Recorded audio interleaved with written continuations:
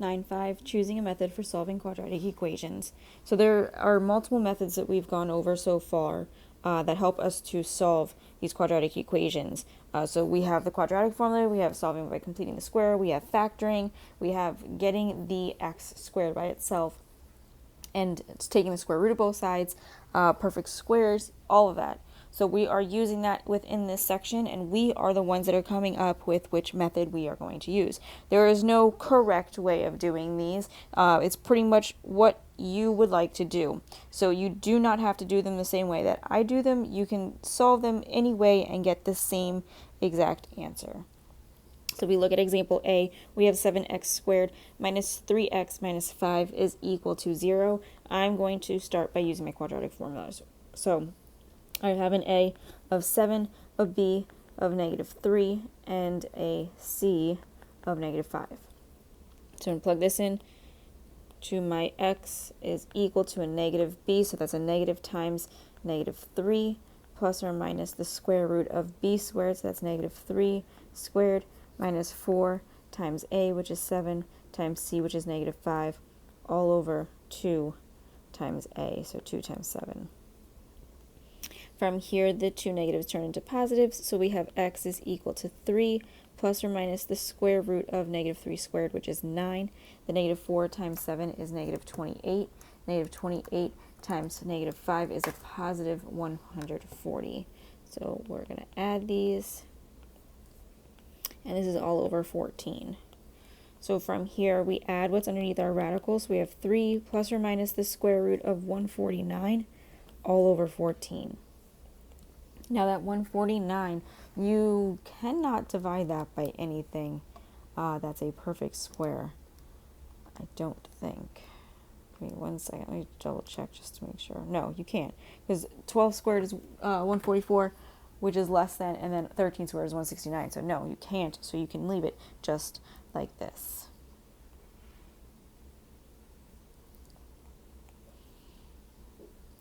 For b, we are given x squared plus 7x plus 6 is equal to 0. Well, we can factor this one easily because that 6 have factors of 1 and 6. Then if we add them together, we get 7. So this is x plus 1 times x plus 6 is equal to 0. So we are going to do x plus 1 is equal to 0, and x plus 6 is equal to 0. I'm going to move the 1 over by subtracting it. We get x is equal to negative 1. We subtract over that 6, and we get that x is also equal to negative 6.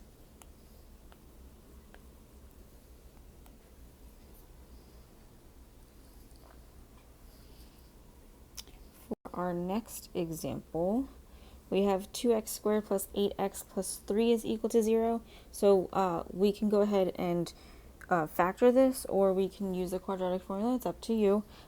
If I was to factor it, I don't think we could do that. If I tried to, the 2 times 3 is 6. The factors of 6 are 1 and 6, 2 and 3. None of these add up to be that 8, so we cannot use factoring. So I'm going to use my quadratic formula. A is equal to 2, B is equal to 8, and C is equal to 3. So x is equal to negative 8 plus or minus the square root of 8 squared minus 4 times 2 times 3 all over 2 times 2. From here, we're going to simplify what's underneath that radical, so we're going to have negative 8 plus or minus the square root of 64. The negative 4 times 2 is negative 8, times 3 is negative 24, all over 4. The 64 minus 24 is going to give us x is equal to negative 8 plus or minus the square root of 40, all over 4. That 40 is 4 and 10. 4 is 2 and 2. 10 is 2 and 5. So this is x is equal to negative 8 plus or minus 2 square root 10 all over 4. If we simplify this further, the 4, the 2, and the negative 8 are all divisible by 2. So we're going to get a negative 4, a 1, and a 2. So this is going to give us x is equal to negative 4 plus or minus the square root of 10 all over 2.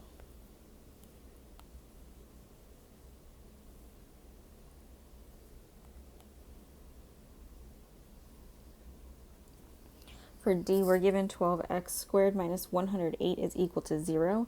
So we're going to move that 108 over by adding it to both sides. We have 12x squared is equal to 108. We are going to divide each side by the 12. The 108 divided by 12 does not give us a whole number, I don't think. Oh no, it's 9, sorry. So x squared is equal to 9. We're going to take the square root of both sides, and we get that x is equal to plus or minus 3.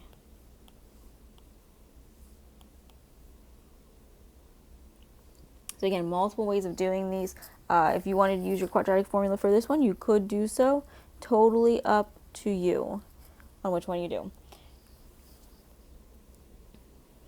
If we look at example E, we have 4x squared minus 12x plus 7 is equal to 0. Again, I'm going to use my quadratic formula. It's just easiest for me. So my A is 4, my B is negative 12, and my C is 7.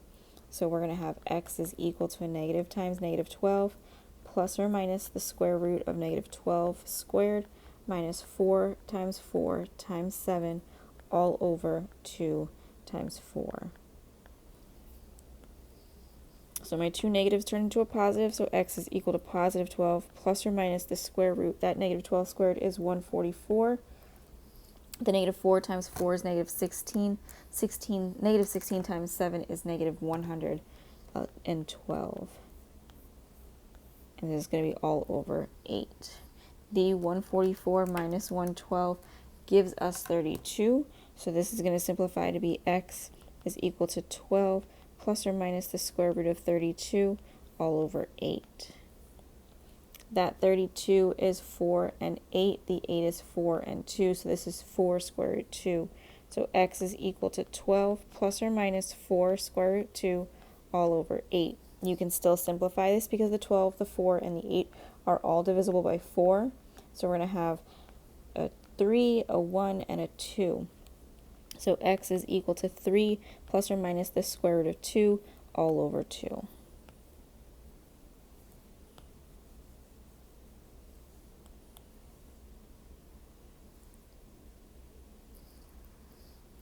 For f, we are given 4y squared minus 56y is equal to 0. If you wanted to complete the square with this one, you could. I'm going to use that method just because we haven't used that method so far. We don't have a constant, so we don't have to move anything over. We could go ahead and divide everything by this 4. So we get y squared minus, the 4 goes into 5 once with 1 left over, so 4 goes into 16 4 times. Our b is negative 14, so I'm going to do b over 2 squared. So it's going to give us negative 14 over 2 squared, which is negative 7 squared, and that is 49. I'm going to add this 49 to both sides of my equation. So we get y squared minus 14y plus 49 is equal to 0 plus 49. I'm going to factor my left side, add my right side. We're going to have y minus 7 squared is equal to 49. From here, I'm going to take the square root of both sides, so I get y minus 7 is equal to plus or minus 7. I'm separating this into two equations since our square root simplified to be negative 7 and a positive 7 with no radical.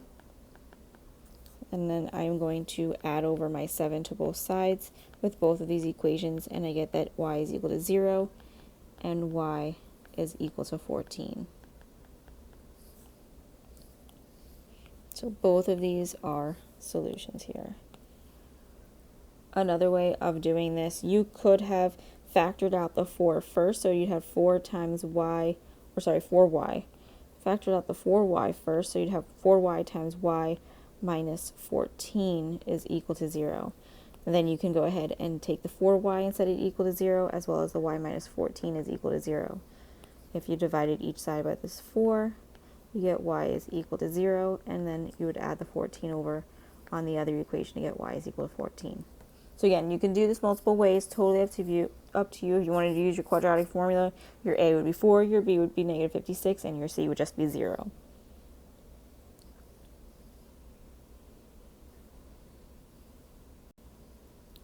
For g, we are given n squared plus 8n minus 2 is equal to 0.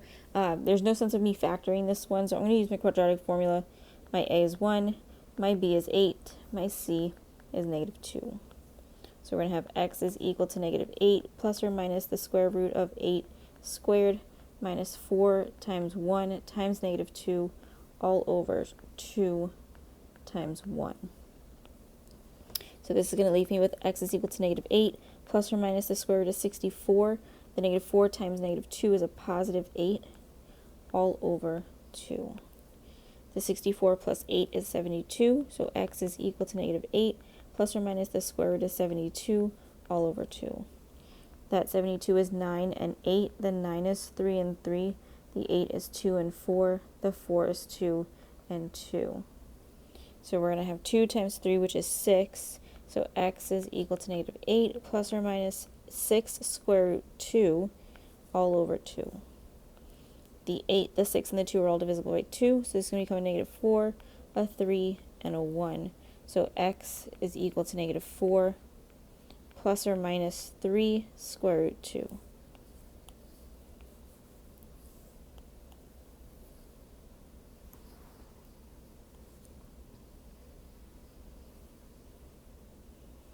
For h, we have 9x squared minus 100 is equal to 0, so we're just going to add the 100 to both sides. We have 9x squared is equal to 100. We're going to divide each side by that 9, and we get x squared is equal to 100 over 9. From here, we're just taking the square root of both sides, so x is equal to plus or minus 10 over 3.